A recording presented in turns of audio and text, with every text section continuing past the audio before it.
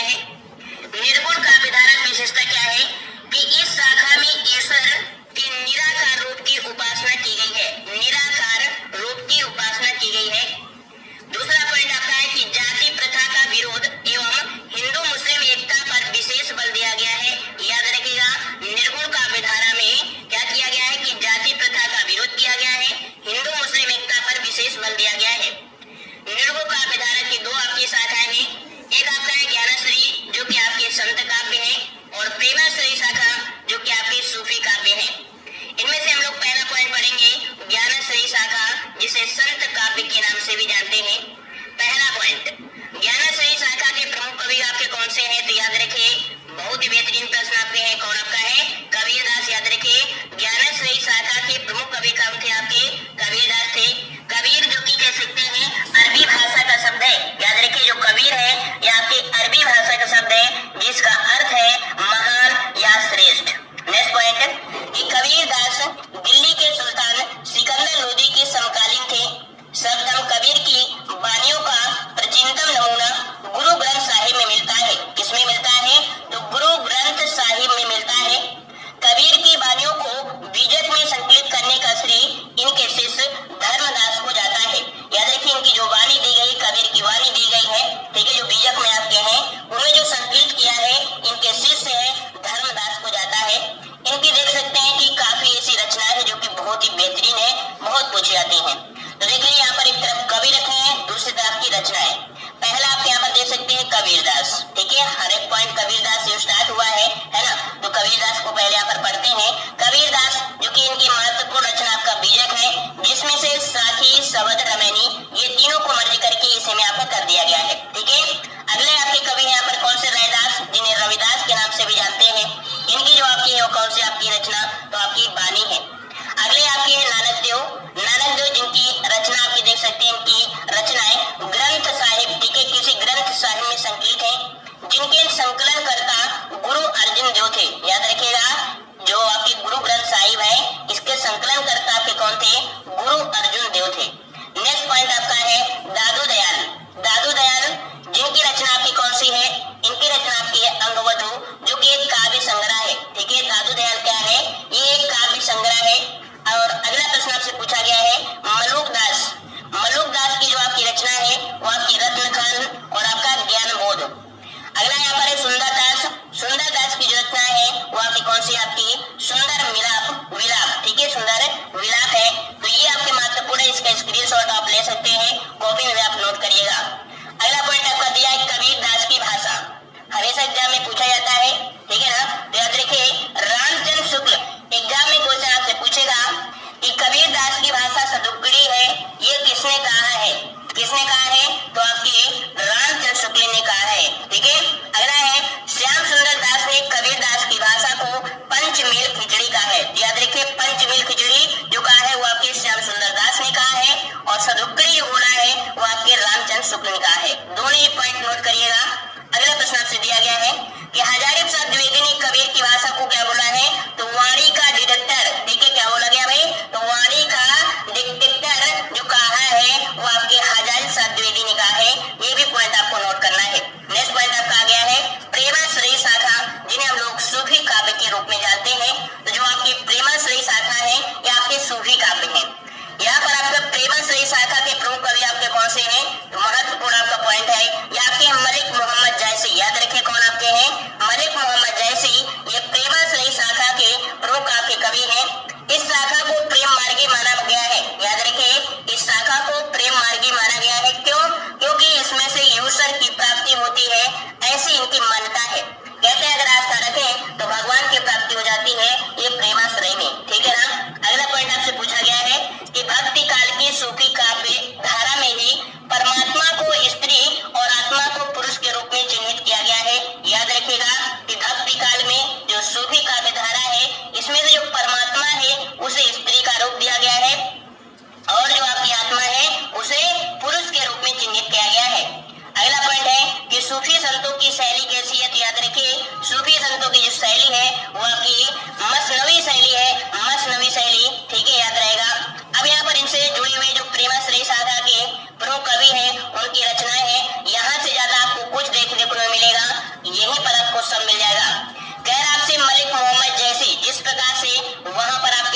कबीरदार थे। इसी प्रकार इन्हें पहले हम लोग लेंगे मलिक मोहम्मद जैसी के। तो मलिक मोहम्मद जैसी जो कि आपकी सबसे महत्वपूर्ण इनकी आपकी कौन है, तो आपका पद्मावत महाकाव्य है, ठीक है। और आपका अखरावट, आखिरी कलाम, ठीक है, आखिरी कलाम, कन्हावत और आपका चित्ररेखा, ये आपके मलिक मोहम्मद जैसी की आपकी रचनाएं हैं। अगला है मुल्ला दाऊद। मुल्ला दाऊद जो कि प्रेमाश्रयी शाखा के हैं, जिनकी आपकी रचना चंद्रायन, ठीक है, चंद्रायन है। ढूंढते ढूंढते आप लोग परेशान हो जाएंगे, जीवन बीत जाएगा, लेकिन जिस प्रकार से यहाँ पर हमने सभी रचनाओं को ढूंढ कर एक में कर दिया है, वो आपको मतलब बहुत ही कम ऐसा मिलेगा देखने को। अगला दिया है कुतुबुल, और कुतुबुल की जो आपकी रचना है वो आपकी कौन सी है, तो आपकी मृगावती है। याद रखिए कौन सी है, मृगावती है। उसी प्रकार से ईश्वरदास, ईश्वरदास की आपकी कौन सी है, तो सत्यवती कथा है।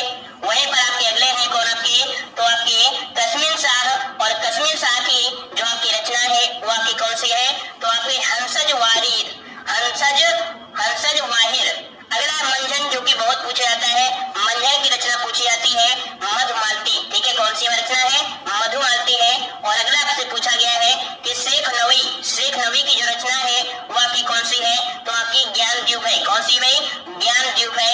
नेक्स्ट पॉइंट आपका है उस्मान, जो कि बहुत बार पूछा गया है, उस्मान बहुत बार पूछा गया है। उस्मान आपकी कौन सी रचना है, चित्रावली है। कौन सी भाई, चित्रावली है, याद रखिए चित्रावली। और आप यहाँ पर नूर मोहम्मद की जो रचना है वो आपकी इंद्रावती है, इंद्रावती। अब यहाँ पर हम लोग देख लेते हैं सगुण काव्य धारा। सगुण काव्य धारा क्या होता है इसको समझिएगा। इस शाखा के अंतर्गत ईश्वर के मूर्ति रूप को उपासना की बात की गई है। जो सगुण होते हैं उसमें मूर्ति पूजा को बढ़ावा दिया है। इसमें कहा गया है कि जो आपकी उपासना है वो एक मूर्ति के रूप में है। तो ईश्वर के मूर्ति रूप की उपासना की बात कही गई है सगुण काव्य धारा में। सगुण काव्य धारा के भी आपके दो पार्ट हो जाते हैं, एक रामाश्रयी शाखा, दूसरे आपके कौन से हैं, तो आपकी कृष्णाश्रयी शाखा है। नेक्स्ट पॉइंट आपका दिया है यहाँ पर रामाश्रयी शाखा। तो इस शाखा के कवि मर्यादा पुरुषोत्तम राम को अपना आराध्य मानकर रचनाएं करते थे। दूसरा पॉइंट आपका है कि राम भक्ति धारा के प्रतिनिधित्व कवि तुलसीदास थे। याद रखिएगा ये जो 3 पॉइंट आपको मिल गए, पहले वाले जो मेन पॉइंट होते हैं उनको जरूर आपको लिख लेना है, ठीक है ना। तो राम भक्ति धारा के मेन जो आपके प्रतिनिधित्व कवि है वो आपके कौन है, आपके तुलसीदास थे। अब यहाँ पर रामाश्रयी शाखा से संबंधित आपकी उनकी रचनाएं हैं, उनको यहाँ पर देख लेते हैं। तो पहले आपके यहाँ पर देख सकते हैं आपको कवि है, दूसरी तरह आपकी रचनाएं हैं। चलिए यहाँ पर तुलसीदास दिया है, और तुलसीदास में देख सकते हैं कि महत्वपूर्ण आपकी है रामचरितमानस। रामचरितमानस की बात करते हैं तो पूछेगा ये किस भाषा में लिखी गई है, किस लैंग्वेज में लिखी गई है, तो ये आपकी कौन सी है, तो आपकी अवधी लैंग्वेज जो आपकी लिखी गई है, जो कि आपके यहाँ पर रामचरितमानस है। वहीं पर आपकी जो आपकी कौन सी है, विनय पत्रिका, विनय पत्रिका है, कवितावली है, ठीक है, गीतावली है, दोहावली है। आपके यहाँ पर जो आपकी कह सकते हैं कृष्ण गीतावली, रामलला नैचू, बरवे रामायण, पार्वती मंगल, जानकी मंगल, वैराग्य संदीपनी, हनुमान बाहुक और आपकी अग्नि परीक्षा, ये सभी आपकी किसकी हैं, तो आपकी तुलसीदास की हैं। याद रखिएगा, ठीक है। और ये जो आपकी लिखी गई है ये आपके किसमें है, तो आपकी ब्रज भाषा में लिखी गई है, याद रखिएगा। और इनकी जो आपकी रामचरितमानस है वो आपकी अवधी भाषा में है। ये क्वेश्चन आपका बहुत पूछा जाता है। अगला दिया है वाल्मीकि। वाल्मीकि ने रामायण लिखा है जो कि आपकी संस्कृत भाषा में, ठीक है, संस्कृत भाषा में लिखा है, जो कि रामायण है, वाल्मीकि ने लिखा है। नेक्स्ट पॉइंट आपका है रामानंद। रामानंद जो कि काफी आपके यहाँ पर है, और आपके रामानंद की जो रचना है वो आपकी राम आरती है, राम आरती है। नाभादास की बात करते हैं तो नाभादास की जो आपकी रचना है वो आपकी कौन सी है, तो भक्तमाल, भक्तमाल है। नेक्स्ट पॉइंट आपका केशवदास। केशवदास से आपसे पूछा गया है, तो केशवदास का आपके यहाँ पर कौन सा हो जाएगा, तो केशवदास की जो रचना है वो आपकी रामचंद्रिका, जो कि एक काव्य मतलब प्रबंध काव्य है, ठीक है, प्रबंध काव्य है। विज्ञान गीता